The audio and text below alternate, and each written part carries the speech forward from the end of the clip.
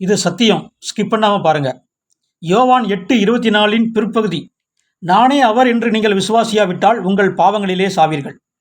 நானே அவர்னு விசுவாசிக்கணுமா? அதற்கு அடுத்த வசனத்தை பாருங்க. அதற்கு அவர்கள், நீர் யார் என்று கேட்டார்கள். நான் ஆதி முதலாய் உங்களுக்கு சொல்லியிருக்கிறவர் தான் அப்படிங்கிறார்.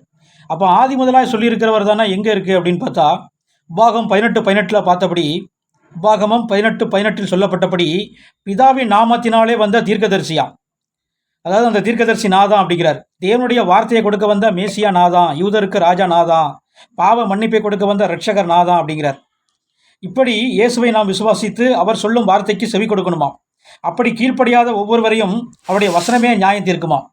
இதனால தான் யோவான் 5:43 நான் பிதாவின் நாமத்தில் வந்திருக்கிறேன் அப்படிங்கிறார். யோவான் 5:46 மோசே என்னை குறித்து எழுதியிருக்கிறானே, நீங்கள் மோசை விசுவாசிச்சா என்னையும் விசுவாசிப்பீர்கள் அப்படிங்கிறார்.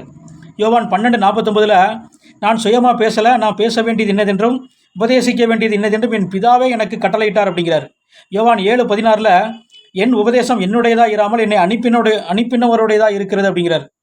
அதனால் இந்த நானே அவர் அப்படின்னா உபாகமம் 18:18 சொல்லப்பட்டபடி பிதாவின் நாமத்தினாலே வந்த தீர்க்கதரிசி, பாவங்களை ரட்சிக்க வந்த இரட்சகர் தேவன், இவருடைய வார்த்தைக்கு நம்ம கீழ்ப்படியும் போது தான் நமக்கு ஜீவன்.